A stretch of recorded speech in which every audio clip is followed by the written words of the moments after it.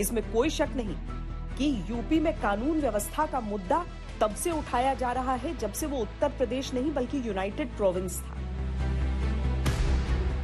1946 में British IG ने वार्षिक रिपोर्ट में कहा कि यूपी में अपराध तेजी से बढ़ते रहे और संतोषजनक सफलता नहीं मिली। 1945 में यूपी में हत्या की 989 घटनाएं दर्ज कराई गई थी, जबकि 1946 में हत्या की 1399 घटनाएं दर्ज हुई। अगर यूपी में बीती 2 सरकारों के कार्यकाल के अंतिम 2 वर्षों में भी देखा जाए तो स्थिति और स्पष्ट होती है। 2015 की अखिलेश सरकार में हत्या की 4732 घटनाएं दर्ज हुई, अपहरण के 11,999 मामले, बलात्कार की 3025 वारदात रजिस्टर की गई। 2016 की एसपी सरकार के आंकड़ों के अनुसार हत्या की 4,899 रिपोर्ट्स दर्ज हुई, अपहरण के 15,898 मामले सामने आए, जबकि बलात्कार के 4,816 केस दर्ज हुए। बीजेपी ने कानून व्यवस्था को ही अपने चुनावी एजेंडे में सबसे ऊपर शामिल किया था और इस मुद्दे पर 2017 में उसे तगड़ा जन समर्थन मिला। कानून व्यवस्था पर क्या असर पड़ा, ये भी आंकड़ों में दर्ज है। 2017 की योगी सरकार में हत्या के 4,324 मामले आए, अपहरण के 19,921 और बलात्कार के 4,000 से ऊपर केस दर्ज हुए।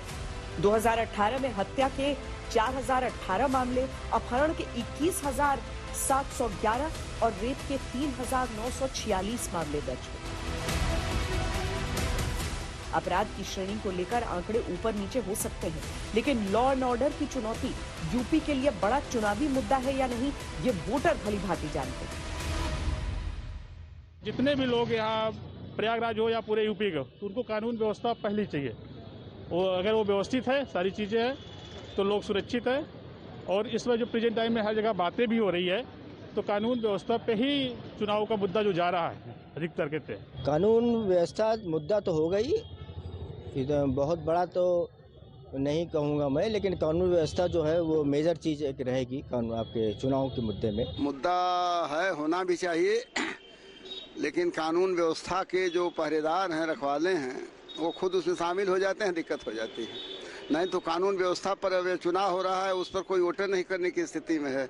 सारे लोग जातिवादी खूंटे में बंधे हैं। कानून व्यवस्था को लेके चुनाव में मुद्दा रहना चाहिए, ये ज़रूरी भी है, क्योंकि बहुत से फर्जी पुलिस वाले देखने को मिल रहे हैं। आजकल चालान कट रहा है, बिना ड्रेस के चालान कट रहे हैं, तो उस चीज़ को थोड़ा सा ध्यान में रखते हुए कानून व्यवस्था को संभाला जाए। यूपी चुनावी राजनीति के लिहाज से देश का सबसे महत्वपूर्ण राज्य है, लिहाजा मुद्दों की तिकड़मी राजनीति सरकारों का राजधर्म भी है। लॉ एंड ऑर्डर के हालात सुधार के लिए 2016 में अखिलेश सरकार ने डायल 100 योजना शुरू की थी, जिसके अनुसार आपराधिक घटनाओं की जानकारी कॉल पर मिलते ही पुलिस को शहरी क्षेत्रों में 15 मिनट और ग्रामीण क्षेत्रों में 20 मिनट में पहुंचना होता था। योगी सरकार ने भी करीब 5 दशकों से चली आ रही पुलिस सुधार की मांग पर निर्णय लिया ताकि यूपी की कानून व्यवस्था में हालात बेहतर हो सके। योगी सरकार ने यूपी में कमिश्नर प्रणाली को लागू किया। इसके तहत पायलट प्रोजेक्ट के तौर पर लखनऊ और गौतम बुद्ध नगर में कानून व्यवस्था की जिम्मेदारी कमिश्नर के सुपुर्द की।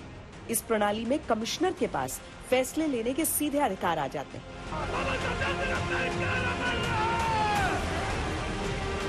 हालांकि 2009 में मायावती सरकार ने भी नोएडा और गाजियाबाद को मिलाकर कमिश्नर सिस्टम लागू करने की सिफारिश की थी, लेकिन वो मूर्त रूप नहीं ले सकी।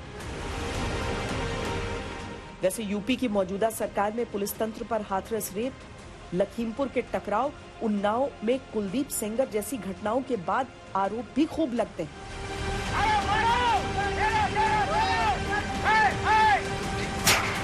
फिलहाल कानून व्यवस्था का मुद्दा जनता की चुनावी अदालत में, राजनीति के दावों में कितना काला कितना सफेद है, इसका निर्णय भी उसे ही करना है।